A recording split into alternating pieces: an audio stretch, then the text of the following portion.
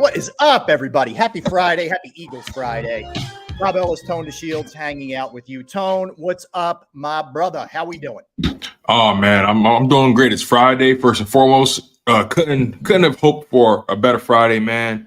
It's sunny down here in Texas. I can't wait to see some Cowboys fans cry this weekend. It's going to be amazing. But I'm feeling great, man. The Eagles got another chance to get back at it. Got another chance to get back on the horse. So the season is not lost, Eagles fans. So whoever tells you it is, don't believe them. You know, you got a lot of people out here jumping out the window saying the Eagles are pretenders and Jalen Hurts should be benched and all these random things. And my mindset is, wow, that's all it takes. It takes one loss for people to jump out the window on Jalen Hurts. Man, I hate being this guy, man, but Jalen Hurts, man, he gets treated a lot differently than a lot of these other quarterbacks, man. I don't get it, Rob. I don't get it. You know, it's funny, man. It's coming from all angles, right? It really is. And first of all, what's up, everybody? Appreciate you. What's up, Tyler? What's up, Chris D? Good to hear from you. Godfrey, what's up, Chuck? What's up, Jim G? What's up, Dynasty? What's up, everybody? Hope you're doing great, Chuck. Yeah, I'm with you, Tone, in that you know, before last week's game, he was still number one in the MVP discussion for a reason. And what we've gotten now, and it really was sort of kickstarted by David Carr, right? So then it was David Carr, then Nick Bosa yesterday. What did Nick Bosa say? Nick Bosa essentially said, you know, we knew coming in that he keeps his eyes on the blitz. In other words, he's not looking downfield to see who's open if there's any kind of pressure on him. And then we've had Greg Cosell, who I know has been on the channel as well, who's also, you know, gone down the same path where he's basically saying, you know, for all the people who are complaining about the way that the plays are designed and dialed up, it's not necessarily that. It's certainly more of an issue of, you know, the plays being there and him not making those plays. And he said that on the NFL Wire with Doug Farrar. So, I mean, look, it's coming from all angles. It's coming from, you know, it's pundits, talking heads, if you will, and it's also coming from guys who he played against.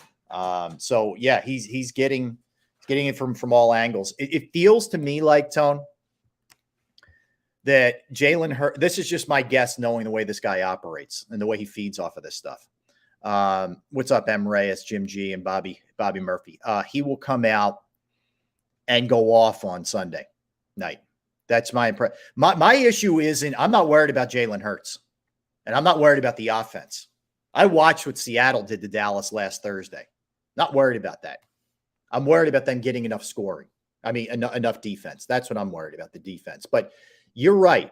It has seemed to rain down for some reason on Jalen Hurts, you know, whatever the motives are.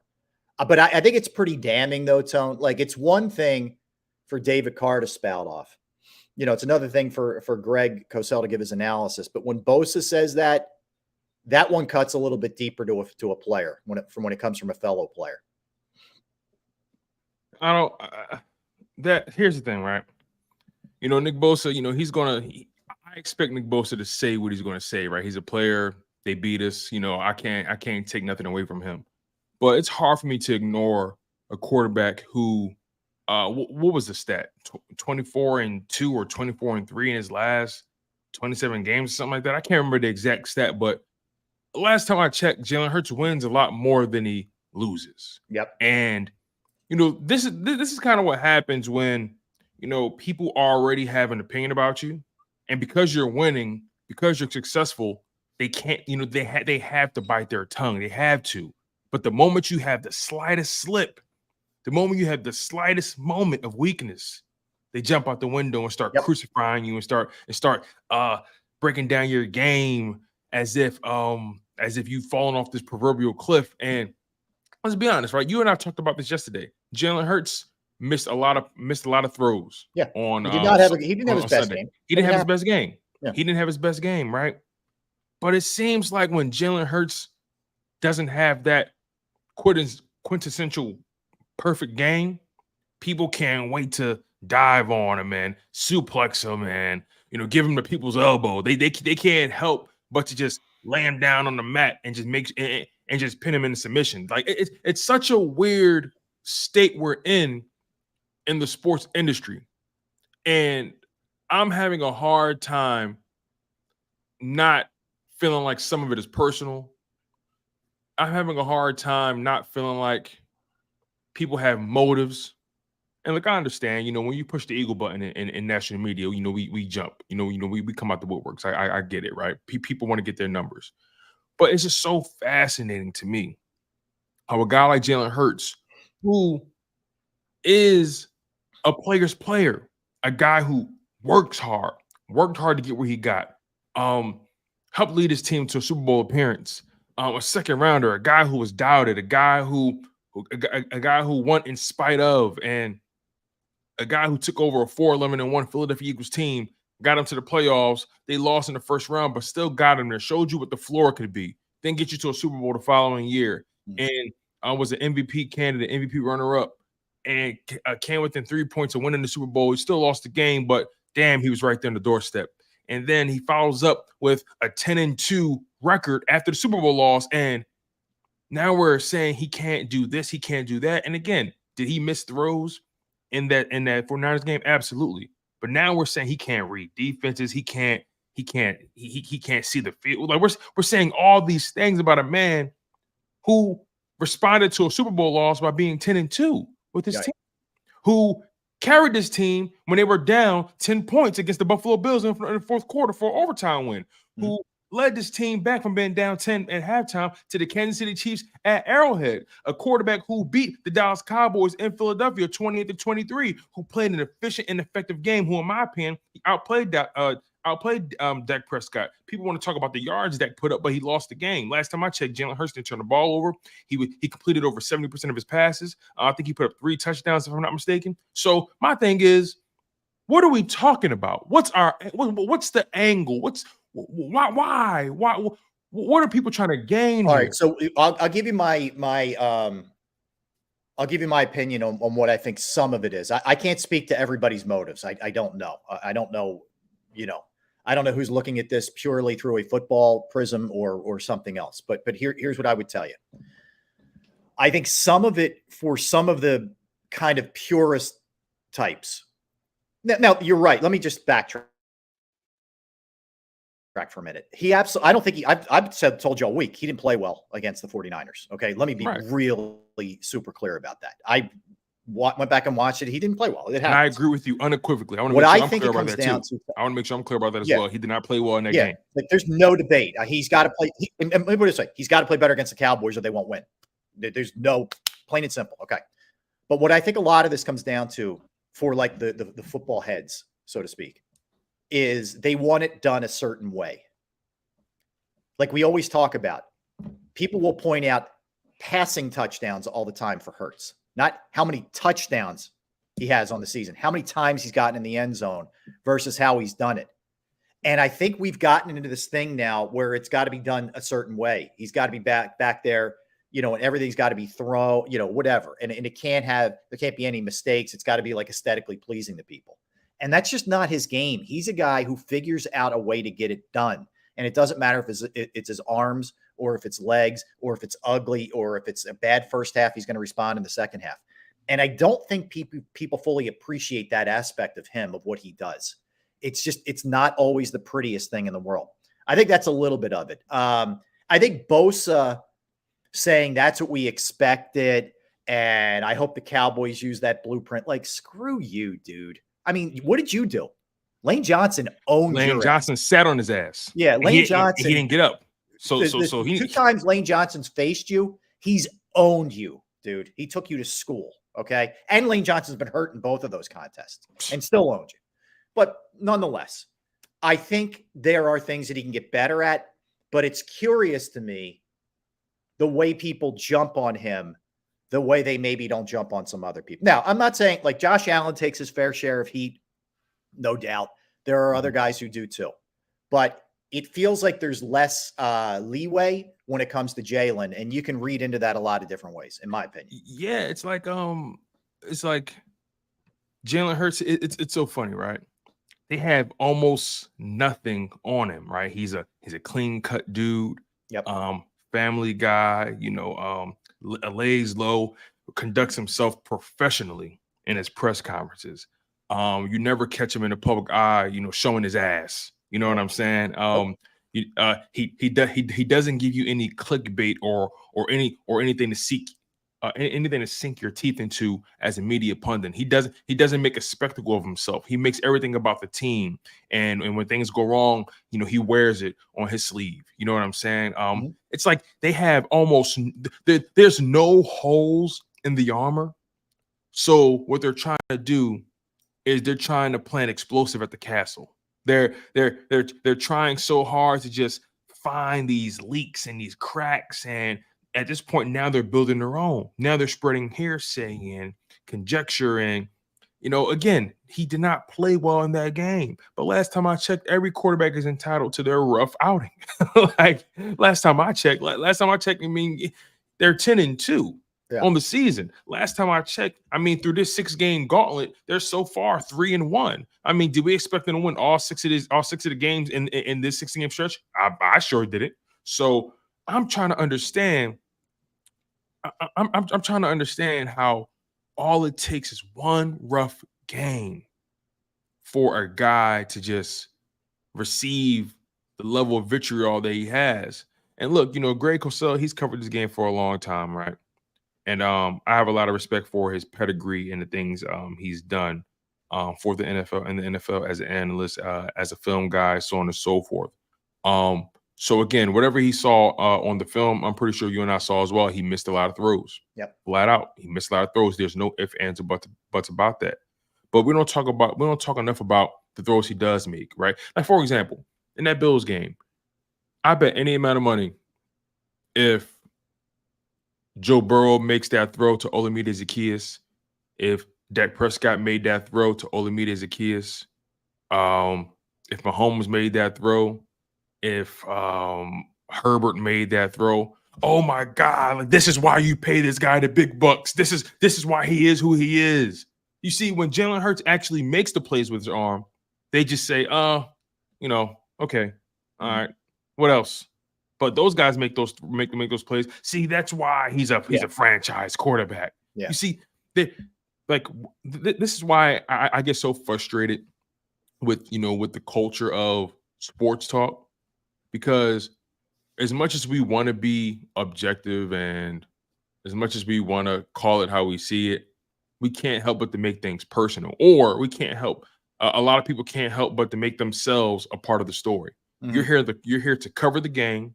You're here to cover the player. You're not playing anymore, Derek Carr, okay, or David Carr, whatever his name is. I mean, last time I checked, some would debate if Derek's still playing, but yes, you're right, David. Right. Yeah. Last time I checked, David, your career was a nothing burger. Yeah. I mean, you made a lot of money. I'm always about the money, man. Make your coin, brother. You got a job on television. Hey, more power to you. But last time I checked, what have you accomplished in your career? What have you done that qualifies you to speak the way you speak about a quarterback who's been to a Super Bowl, a guy who's been an MVP candidate, a guy who wins significantly more than he loses? What have you done to even measure up to Jalen Hurts' short 4-year career, 3 years as a starter? What have you done in your entire, however, God knows how long career? What have you done in that amount of time to amount to what Jalen Hurts has done in this amount of time? Watch your mouth, son. Watch your mouth. Yeah, I think, you know what, and I don't mean necessarily some of the specifics with film and all that, but I think, the hear me out when I say this. I think the Eagles fans are a little bit to blame for this in this sense. No, I think you're right as well. I think you're right. I never. Yeah, like even when the team was 10-1 going into that San Francisco game, and Tone, we see a lot of this kind of stuff. It was like, yeah, they're 10-1, but. And there was a lot of buts, and there was a lot of wanting it to be aesthetically perfect. And it's just not going to work that way in the NFL. It isn't going to work that way no matter who you play, but it's especially not going to work that way when you're playing really challenging teams. Let's not lose sight of the fact that they played Dallas, Kansas City, Buffalo, and San Fran. I don't think I'm missing anybody, am I? Thus far. That's who they're played so far. And they're going to get Dallas again and then Seattle at Seattle. This is a critically hard stretch that they're in right now. And not only is the entire team not going to look perfect at all times, the quarterback's not, the defense isn't, everybody's going to have their moments. And you know what? Think about this. While we are both in agreement that Jalen didn't play well last week, I mean, with the exception of maybe A.J. Brown and Devontae Smith, I mean, who did play a great all-around game? Defense, nobody. They were terrible, in fact. There wasn't a running game, and some of that's on the offensive line for not blocking it up. And it was across the board and they didn't coach it up well. They didn't play it well. So yes, I get it. In an NFL team, the engine's driven by the QB, no doubt. Nobody denies that.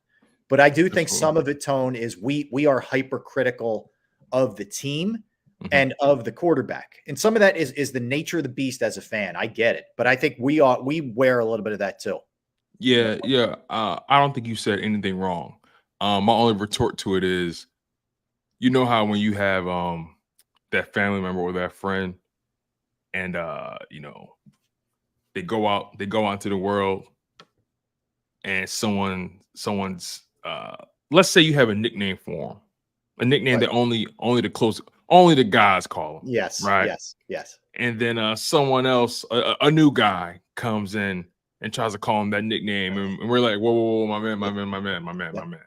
Yep. You can't talk about him the way we talk about him, okay? You can't call him what we call him. We don't know you. Yeah. You're not from this house. You're not from this block. You get what I'm saying? Yeah. So he's our own. Jalen Hurts belongs to the city of Philadelphia. So we're going to be hypercritical. That's the nature of the beast when you play in Philadelphia. We love you. And sometimes we can't stand you, but we love you anyway. I think it's like any kind of family or friend situation. Like if I'm gonna talk about the guy who I've been best friends with since third grade, or I'm gonna be critical of something, I have much more right than the guy who's known him for 5 minutes. Exactly. Like, nah, dude. I don't want to hear it from you. Same thing with family. I could say something that you can't say, and you better know that where that line is drawn. And I think that what happens is when you start to hear it like this, the way it's kind of gone the last couple of days, then as an Eagles fan, you get your back up and you get pissed off about it. And it's kind of like, okay, dude, I get it. Nobody's denying they didn't play well against San Francisco, but like now it's starting to pile on. I'm telling you, but he's the kind of guy who, while he'll never admit this publicly, Tone, he knows what's going on. And of course he does. He will come out, and I think the Cowboys will pay for a lot of the stuff that's going on, that's happened this week. I really believe that. Man. It's Cowboys week, baby. It's Cowboys week. This is what it's about. Let me hit you with that while we're at it. Because I talked about this a lot this morning. It doesn't feel as much like a Cowboy week to me, and I understand why. I don't know that we're over the Niner loss. But didn't we say that about the last Cowboys game, though? We said it didn't necessarily feel like a Cowboys week. Yes, we said that before. I don't know, man. You might be right.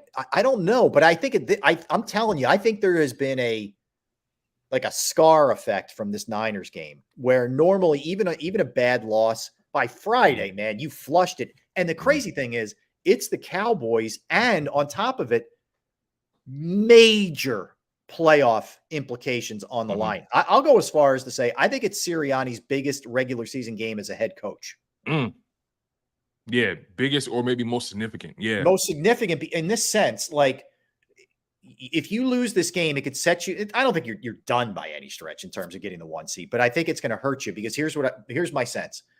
You're still okay with the Cowboys because you've split with them, and you would have the less conference loss thing if you win out.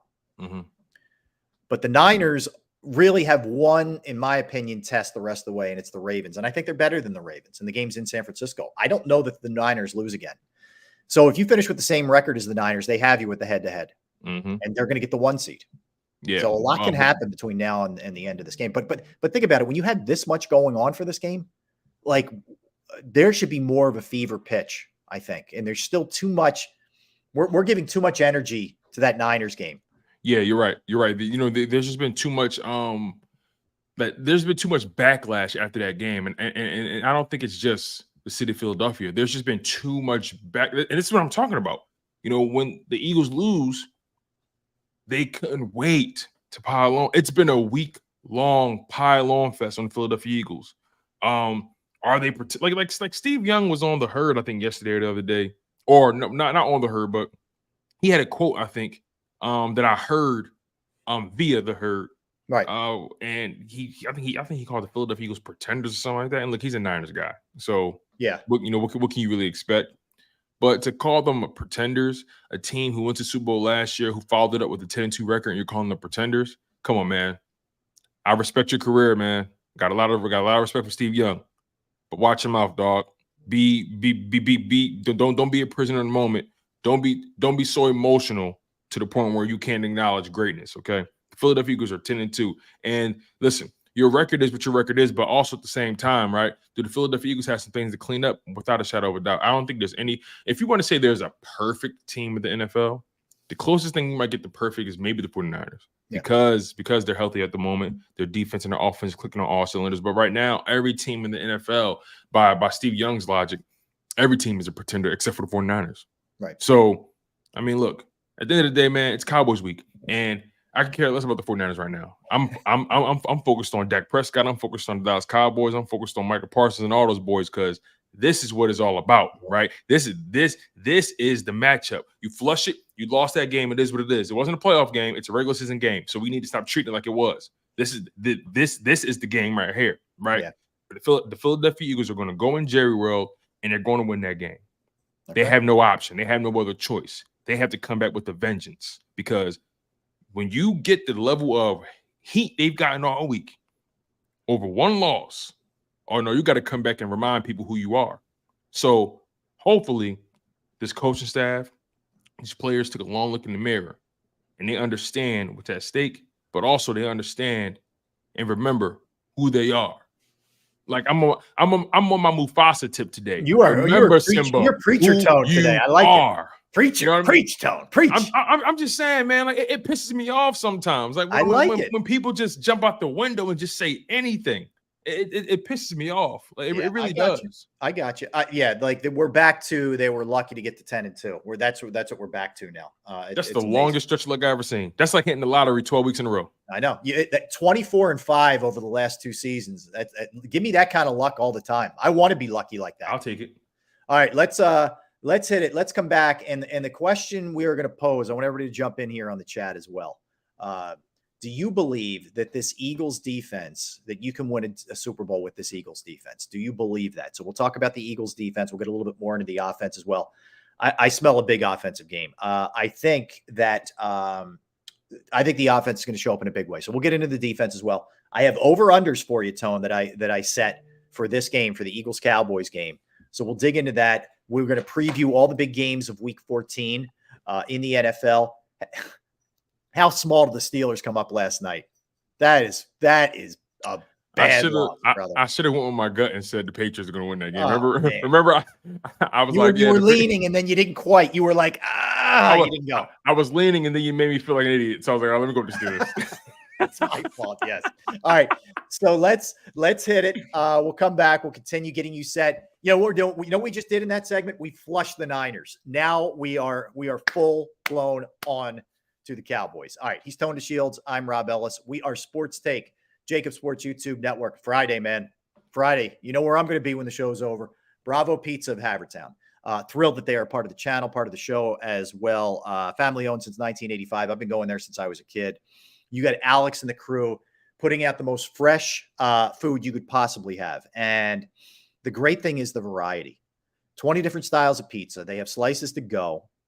They have you name it, they'll make it. Specialized pizza your way. But it's not just pizza. It's fresh pasta, sandwiches, salads, wings, you name it, they'll make it. And the beauty, too, here with Bravo Pizza of Havertown is they're all about the community. They have fundraisers for little leagues, for charities, for schools, where the proceeds go to those organizations. You can follow them at Bravo Pizza of on Instagram and Facebook.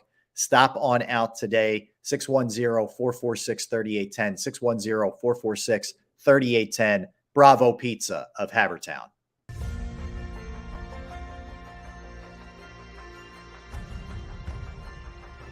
I remember getting my heart broken when they lost the Super Bowl in 2004.